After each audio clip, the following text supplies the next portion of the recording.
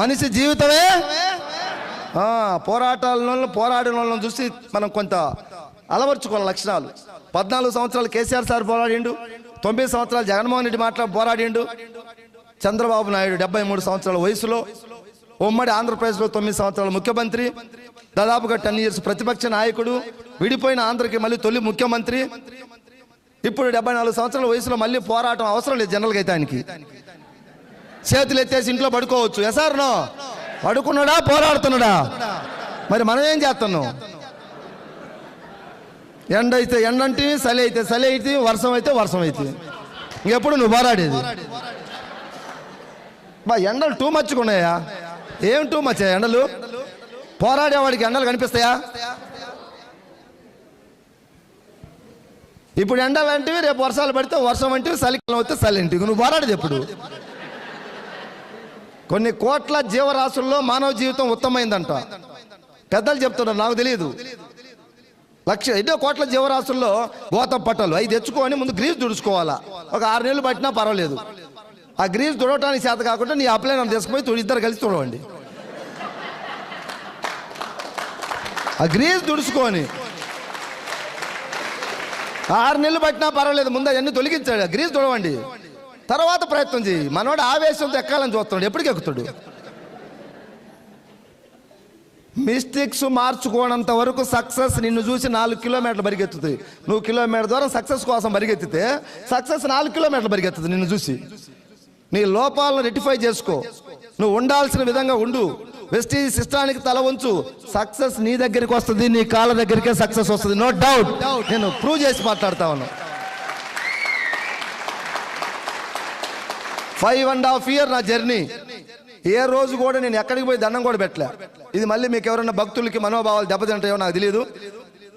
నా పాలసీ నేను చెప్తున్నా. నేను ఎక్కడికి పోయి దండం పెట్టలేదు, ఏ చర్చికి పోలేదు, ఏ మసీదుకి పోలేదు, ఏ గుడికి పోలేదు. మానవ సేవే మాధవ సేవ, పనియే ప్రత్యక్ష దైవాన్ని గుండెల్లో పెట్టుకొని పనిచేస్తే 20 lakhs ఈ డిసెంబర్కి ఎంఎస్ఆర్ వెళ్ళిపోతా ఉన్నాడు. ఏం కావాలి మనకు? 10 మందికి ధైర్యం నూరిపోస్తున్నాం, 10 మందికి ఇన్కమ్ ఇప్పిస్తున్నాం, 10 మందిని నడిపిస్తున్నాం, మనకు డబ్బు వస్తుంది. ఇంకే గుడి కావాలి, బడి కావాలా? ఈ పని చేయండి మీరందరూ కూడా. డిసెంబర్కి ఎంఎస్ఆర్ ఇన్కమ్ ఎంత? 20. ఇంకొంచెం కనుక నాకు కనుక బీపీ వస్తే 25. బాలకృష్ణ చెబుతారు కదా, నాకు బీపీ వస్తే ఏపీ వణుకుద్దని. కసి, పోరాటం బ్లడ్లో నింపుకొని పనిచేస్తున్నాం. కంపెనీ దగ్గర ఎథికల్గా ఉంది, కంపెనీ నీతిగా ఉంది, నిజాయితీగా ఉంది, ఆనెస్ట్గా ఉంది. ఎంత కావాలంటే అంత పేదలకు ఇవ్వడానికి రెడీగా ఉంది కంపెనీ. ఇలాంటి కంపెనీలో ఉండి మనం పోరాడకుండా, యుద్ధం చేయకుండా ఊరకనే వచ్చుద్దా?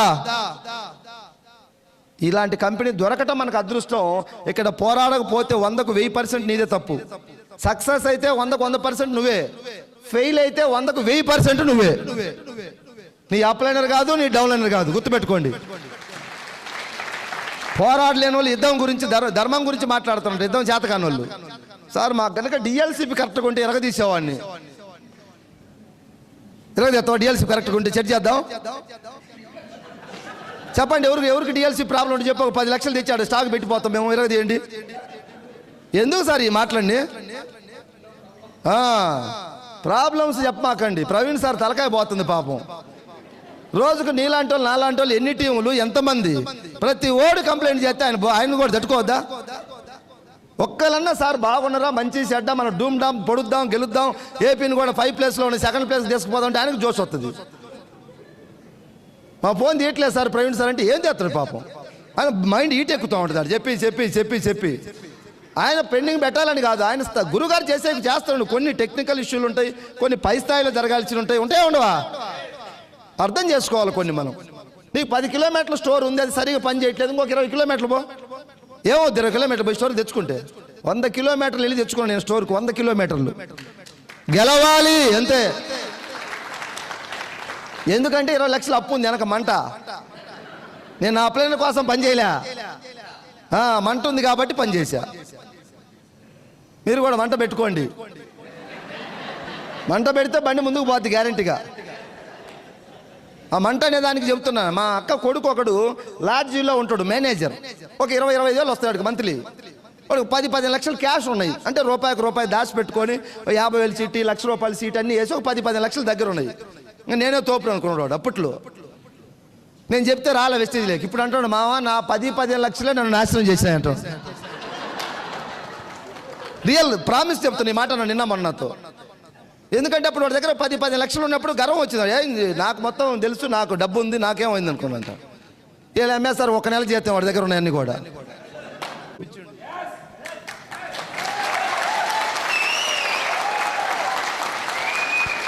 వెస్టీజ్ కంపెనీ ఎందుకు వచ్చిందంటే ఈ భారతదేశంలో ఈ భూమి మీద నివసించే ప్రతి పేదవాడికి ఏం కావాలంటే అది ఇయటానికి వచ్చింది వెస్టీజ్. నీకు ఇల్లు కావాలా ఇస్తుంది, అప్పులు తీర్చుకోవాలా ఇస్తుంది, కిడ్నీలు మార్చుకోవాలా డబ్బు కావాలా, సమాజానికి ఏమైనా చేయాలా, డ్రీమ్స్ను నీ యొక్క నీ ఇబ్బందులు తీర్చడానికి వచ్చిందే వెస్టీజ్.